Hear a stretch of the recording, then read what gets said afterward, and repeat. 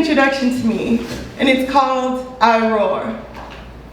I come from miles of corn rooted by the concrete of the windy city. A little sassy with the country girl smile. I got the voice of a lioness with cubs. I am the African wild. I am Ashanti. I've got the rhythm of soul and blues and jazz, humming melodies in my veins. I got the blisters of Harriet Tubman and the shouts of Dr. King. I got the grace of Sojourner writing powerful things. I am Ashanti. I've got the consciousness of Malcolm and the heart of Ida. I've got to fight until I'm out of breath, grasp it, and then fight some more. I got the sight of Ray dreaming of Georgia doors and freedom. I've got Langston in my bed and children heed his words. I've spit fire like the book of Revelations, cool like the ice of Dr. Dre. I am Ashanti. And when you say my name, say it with courage, say it with strength, for I am a woman graced in heaven sent to expand your mind. But first, my words must reach your heart.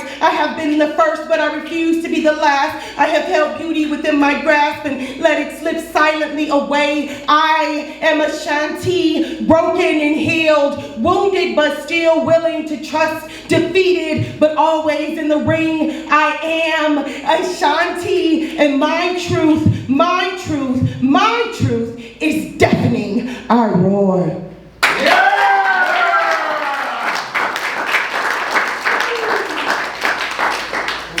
So I had put my set together before I knew my kids were coming, and I had to move some stuff around a little bit. Gotta appreciate children in the audience. It's nothing they haven't heard before, but I was really nervous about this set. I was really nervous. You never know how your words are gonna be taken, so no matter what, I can be me. And that's what I'm gonna do within the theme of wants and needs. And so I'm going to come next with a happy poem.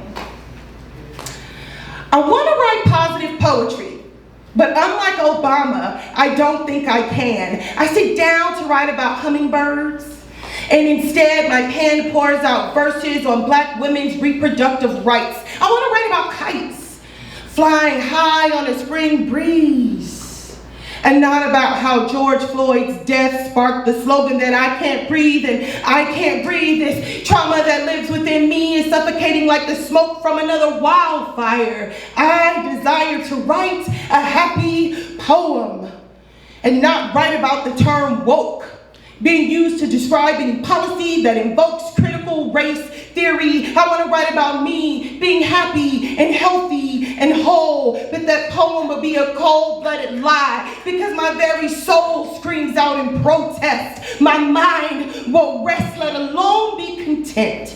When I sit to write a happy poem, I end up wondering about the rent and how you can make $100,000 a year but still live paycheck to paycheck, owe 30 grand in medical bills, travel a road paved over the bones of indigenous people, and an ocean poisoned with oil spills. I want to write a happy poem.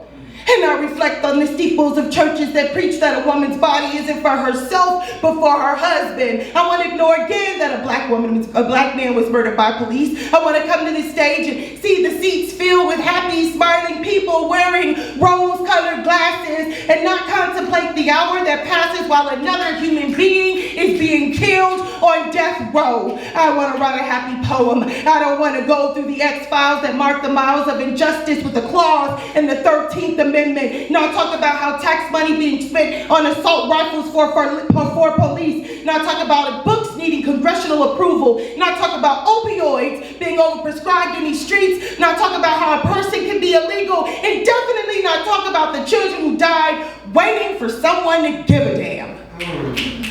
My very name means warrior. So I sit down and I write. My fight is ideologically sound. My logic requires no proof. I picked up my pen, and since 10, I've been writing the truth. But dear God, I want to write a happy poem. I don't want this pain to bleed between the lines. I don't want to defend the basis of my humanity. I don't want to record the times I've gotten on this stage to enlighten you.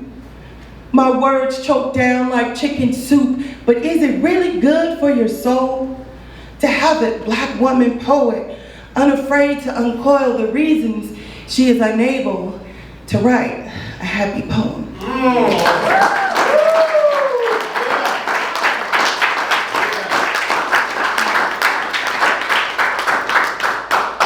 So I was looking at this writing prompt, and it was saying, write about yourself, write who you are. And so often I write about my identity as a Black woman, and just intertwine it with a lot of different things. And this is a result of a prompt called I Am. It's one of the prompts that you'll find in my book, Awaken To.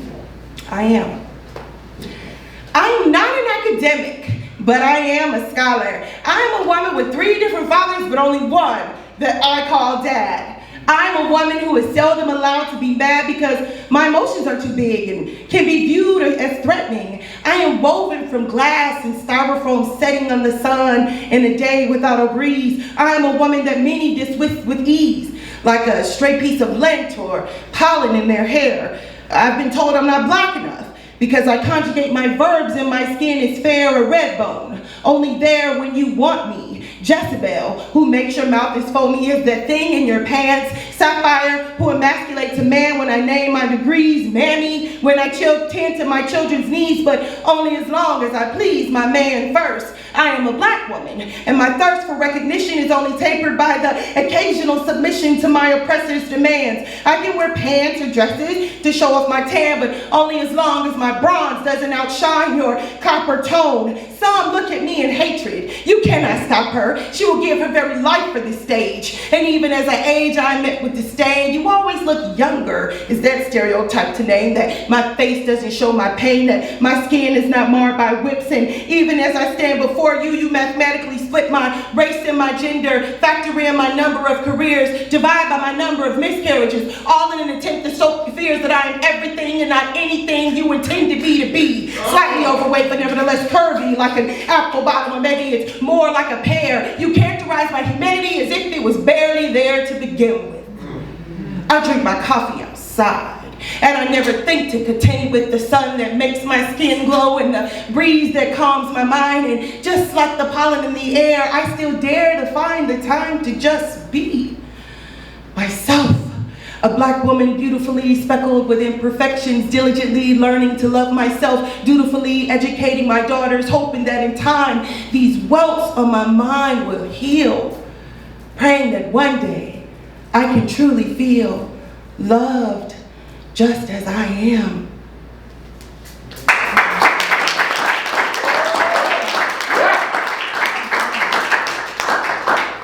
This is a poem that I'm also debuting here.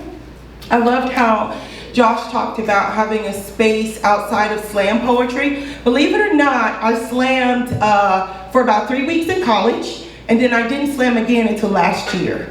So I've been writing since I was very young, but I'm still like a baby when it comes to poetry slams. And that's why it's so awesome to share the stage with both Nadia Mouse and Josh, because they're like veterans, they're like old heads. I'm like, yeah. So this one is called Applause, and I went to Bigfoot Regional Slam in Portland, Oregon, and I'm typically a very confident poet. I get on stage and I know that I can compete with the best, and when I went to Bigfoot and lost, it was like jarring to my soul. I had a whole little crisis and everything, and I called my husband and I said, people don't respond to me the way that they respond to other poets. And so this poem is titled Applause, and I wrote it after that experience. I need your applause. I practice, I pause, I inflect to deliver the correct cadence so that my words are in sync with your pulse. I dot the I's of ideology and cross the T's of trauma so that you can recognize that I too am an American dream. Yet, there is no applause. There are no gasps or awes of affirmation or relation to the subject of my piece. There are seldom snaps when I release a line from my lips in a lyrical scheme that I hope would tempt your psyche to feel something. I need your applause. The one thing I'm supposed to learn is to affirm myself, yet your silence create welts within my mind that echo off the graffiti walls, shouting that I am not a poet. I am not a performer. I rapidly find the recesses of a dark corner and wade through the audience's stares, rush off the stage as if I was never even there to begin with. I need your applause so that I can contend with the doubts interwoven with my thoughts, the shame masquerading as grace, the fear that I don't belong, and the truth that my race will always be the first thing that is judged. And my sex will undoubtedly be the second. Black girl poets do not cry because black girl tears are ineffective at summoning applause. I ruminate on whether I'm feminine enough, meander over if that poem was too real, consider that lyrical poetry is dead, or that for the audience to feel me would take an act of God. Please, audience, applaud, applaud, applaud that I have survived miscarriage and childbirth. Applaud that I am a nurse who served in the pandemic. Applaud that to be on this stage is an endemic marker of success. Yet to be applauded is to amplify the distress of what I have had to overcome. To be applauded is not to allow myself to become undone, not recognize the ghetto that I emerged from, not communicate the silent battles that I'm sure I could have won the hearts of the audience with, but would have left me unhinged for days. Applaud me. I desire to feel the waves of acceptance and admiration without the inevitable contemplation that I once, because I had the right amount of trauma, didn't talk about being black too much, didn't come across as a feminist, because to do with such would mean that I am no longer worthy of your applause. It's sickening that the cause of my discomfort with this piece is the very thing that makes me write in the first place. To give voice to my experience.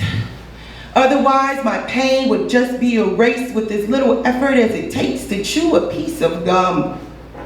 I am only here for the applause and hope that I've won the heart of at least one member in the audience.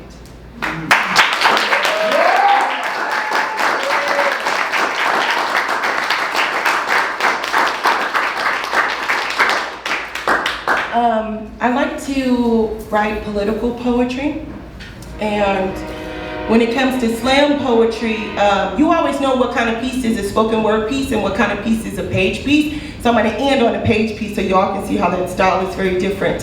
But I wrote this piece thinking it was a page piece when I saw a CNN headline that said, Jackson, Mississippi has no clean water. This is the United States of America, and Jackson, Mississippi has no clean water. So I wrote this piece, and it's titled Water. I feel the heat radiating from my body in waves trapped under a heat dome for days as praise is given to the patriarchy. Let me try to talk about this without sounding snarky. Water dissipates on the tip of my tongue. My sweat is wrung from my shirt like the natural wrung off my people in Jackson, Mississippi. And the part that is really trippy is there is no drinking water in Jackson, Mississippi. Just like there is no drinking water in Michigan, just like there is no drinking water in Haiti. Let's pretend you know exactly what I meant. So I'll mention that these locations have large black populations and the water is undrinkable. No one did the calculations when we went from being 3/5 a human to partially having equal rights. Divide that by our legal fees, and by the end of it, we too broke to buy clean water. Hark!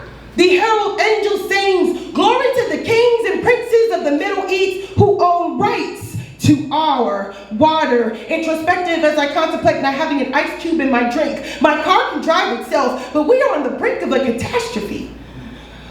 As Americans, we know we are not bastards. Our father is the president, but we forget that our mother is the earth. And her bosom swells as her girth is filled by oceans and rivers and streams, yet we dismiss her to debate the intangible things like whether forgiving student loan debt is Christian. My mission is emphasized by the tunes of Nina Simone. I wonder if Roe will beat Wade in a swimming match home to the rivers and the lakes and where they meet the sea. So do it slow, Mississippi. Do it slow, Tennessee. Do it slow as you debate policy that will impact me and my children. Do it slow. So the wealthy can make just $1 more billion to fly into space while children's dry tears cake the creases of chapped lips and ashy bodies. Do it slow. As if water was not a commodity, but rather a human right. Do it slow. While I sip on my rum tonight, wishing for a clean cup of cold water. Nina said, goddamn, and man, she wasn't lying. Do it slow, first world. And ignore women fighting exhaustion, walking miles to a river with their babies thirsty, crying out for water. Do it slow. As you debate the taxes and the borders between the Colorado and Lake Mead, do it slow. Mellow out on that weed perfectly grown and humidity closely monitored. Do it slow. Please don't be bothered that people in America are dying for water.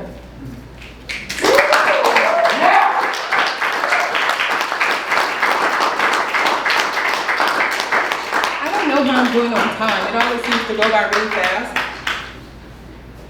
And then I'll ask Ryan, my husband, later, how did I do? And he's like, you did great. And I'm like, really? I was only there for 2 seconds. So part of my identity that is very difficult for me to talk about is being a nurse. And so I'm gonna do this piece and it's called Burnout. And I'm actually gonna do it off the mic.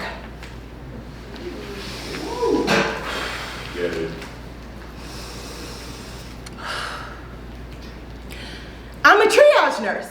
I work in cardiology, and the oddity that I have hypertension is not lost to me. As a Black woman, I sometimes struggle with the cost of the service that I provide, but I so need it. I'm a triage nurse. I work in cardiology. I help people to understand their new diagnosis of heart disease, take their pressures systologically, and calculate my chances of surviving a lung biopsy because smoking was the only way that a nurse can get a break. Here's an example of some of the calls I take. Ma'am, it's not normal to pass out 3 times in an hour. Sir, it's possible that the beer went sour, but you are still showing symptoms of a stroke. Ma'am, I'm not trying to provoke an argument, but you need to be seen before I can refill that medication. Sir, it is not recommended for you to buy off-brand Viagra at your local gas station. Did I mention that I'm a nurse? I work triage in cardiology, and the oddity of working in healthcare is really starting to bother me. The patients can't see that I'm on my 5th 10-hour shift in a row. The doctors are doing their best, but that man that I go and add orders to the chart for the new fellow, that's illegal. I'm a triage nurse, and I'm starting to fall apart. I feel palpitations rattle within my chest. The echo tech and I placed the bet about which one of us will be next to be told our troponin is 5,000. Stimmy, the medication doses continue to rise. It's a shame that woman didn't go to the ER. We got an email that she just died because she didn't want to leave her family medical debt. I'm a triage nurse, and I'm not done ranting yet. Yes, I want no deserve to make a good wage. Yes, I want 2 15-minute breaks. You're damn right I want free healthcare for all, because in the process of helping others, I also seem to fall into the same first world traps. I feel my pulse pounding in my ears. I need an oxylytic twice a week. I walk, I take meditative breaths, rejecting that my symptoms demand that I seek care from a cardiologist. I'm a triage nurse, and I work in cardiology. I'm a damn good nurse. Shit, I gotta be so I can diagnose myself. I can never forget the time I felt the subtle pressure in my chest letting me know that something was very, very wrong. Flashback. Remember to do compressions to the rhythm of the song.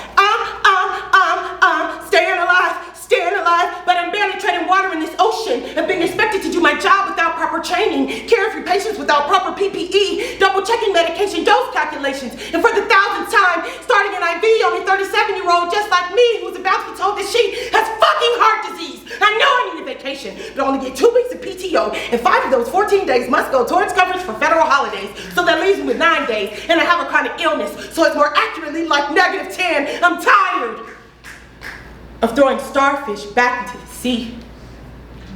I tried to be the best nurse that I could be. I'm a triage nurse. I work in cardiology, is what I say to the medical assistant at my first appointment.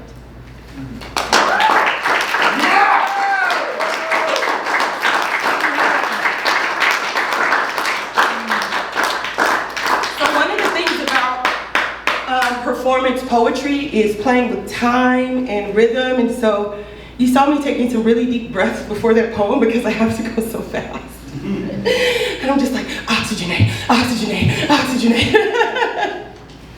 Okay, will you let me know when I'm running out? One more? Okay. I like to write about Black women and Black girls, especially Black girl rights, and so I wrote this poem when I overheard a conversation. Somebody was saying something about a little girl not feeling comfortable in her environment, and someone said, boys just can't be boys anymore. And I have 3 daughters. And so this is a poem, it's called Little Girls. Some say boys can't be boys anymore, but little girls can't be girls.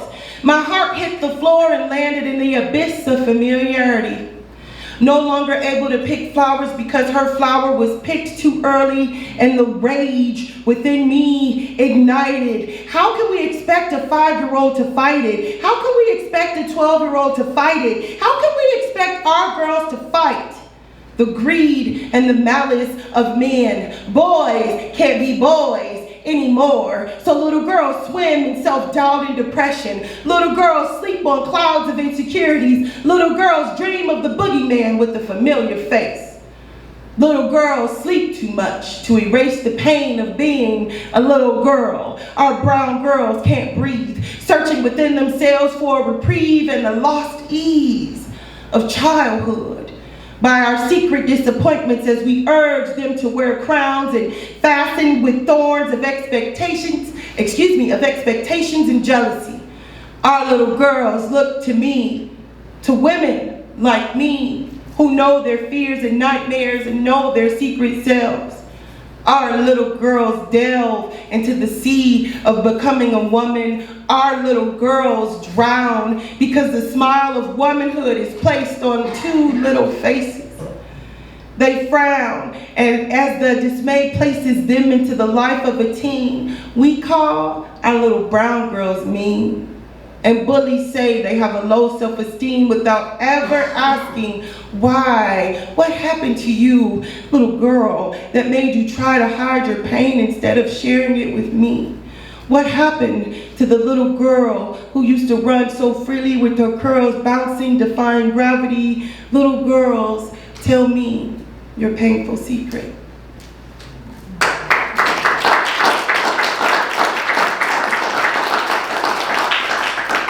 So to close, I'm going to do a page poem, and it's called Our Stories. Thank you so much for your attention tonight.